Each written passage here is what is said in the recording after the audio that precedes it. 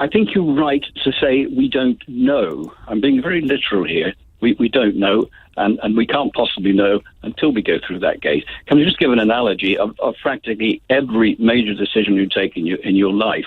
When you leave school, when you leave university. Sorry to be pedantic. Sorry? It's not a decision when you leave school. Sorry to be pedantic. All right. Yeah. All right. That's fine. I accept that point. All right. When you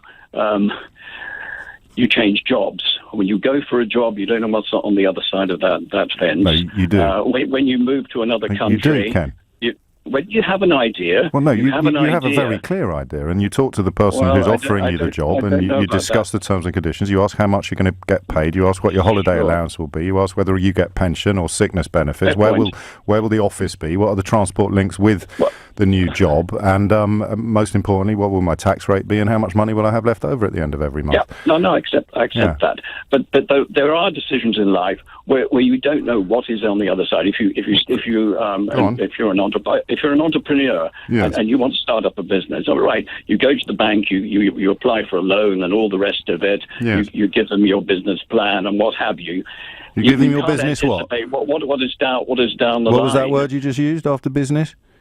Plan. Oh yeah. So that doesn't work as an analogy either. I know you've been emphasising the point about they haven't got a plan. Yes. What I've heard. Could you imagine going to the bank for your analogy to work? You go to the bank, you ask for £1 million, they ask to see your business plan, and you say, no, I've got sovereignty and control, and they give you £1 million. That is, I know it's not what you intended when you rang in, but that's what you've ended up arguing. No, well, the point is that until you cross that barrier, until you go through that door, you won't know literally every detail on what's on the other side. No one's asking for every detail. I think you're rather dramatising it. I understand why you're doing that. That's fair enough. But hang on a minute. You're patronising me slightly now. I'm doing it because I don't think people walk through doors without knowing what's on the other side. You've rung in to tell me that they do. You've given me two or three examples that were really rubbish. So either you try again. It isn't walking through a door. What is it then? We've been in the EU, formerly EC, for about 40 years, right? Yeah. And before that, we knew exactly what trading terms we were on, how we control migration, and all the rest of it. No, we didn't. So we didn't have any controls on migration prior to 1974. Well, I think there probably were a few. We had our own courts. We had our, we still have our own courts. We still have our own courts, Ken. No, we don't.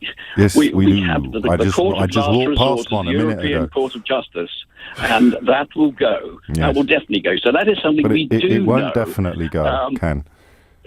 Have you not even read that? No, it won't definitely go. It can't definitely go if, for example, we want to have regulatory alignment on trade because the supranational body that has to actually exercise jurisdiction over two different countries. Yes, if we go down that route. No, it's not going down a route, you see, Ken. Again, I sense that I'm wasting my time and my breath, but you've rung in to argue from a position of absolute absurdity. You're saying it's like going to the bank with a business plan, and the whole phone-in is built upon the idea that they haven't got a plan. You're saying that it's like going for a new job without knowing what it is, and we listed all the things that you know before you go for a new job. Then you fall into the trap of talking about the European Court of Justice without really knowing what it means or what it represents, and yet you'll go away convinced.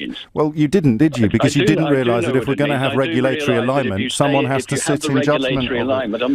We're not necessarily. So I'll ask you again: what's on the other side of the door? What's on the other side of the door is. I know you've talked about sovereignty. We will be a sovereign nation again. And the white paper on Brexit that said the British Parliament has always been sovereign. Who got that wrong? The Parliament, or I don't know. Maybe it was a mistake at Ryman's when they got it printed out. I appreciate the jocular nature of this, but I'm trying to be. Stops me getting angry. Here. I'm being very serious. You just said we'll have sovereignty, and the white paper on Brexit stated we have always been sovereign. So what are you talking about, Ken? We haven't always been sovereign. So the white paper's wrong. Well, I don't know what clause of the white paper got the white paper. It's the first line. It's the very first line. The British Parliament has always been sovereign, but it has not always seemed that way. Well, it certainly hasn't seemed that way. But it always was, you see. So, last chance, what's on the other side of the door? But the plan that's been put forward, as I understand it, by those on the Brexiteer side, there is no plan. A Canada plan. No, there is no plan. There is no plan. If there was, they'd publish it. They'd be touring the studios today talking about it. Widely reported in the press that that's the case. But if it's not, well, fair enough. But so the plan is not the one that the Prime Minister is pursuing. It's the one that the critics of the Prime Minister are somehow claiming without going public in order to defend it or explain it. That's the thing on the other side of the door, and that's why you want to go through it. Well, as I say, you can't predict what is on the other side of the door. The safe position is to say we won't go through the door. Oh, finally, Ken. Finally. There you go. That felt good, didn't it?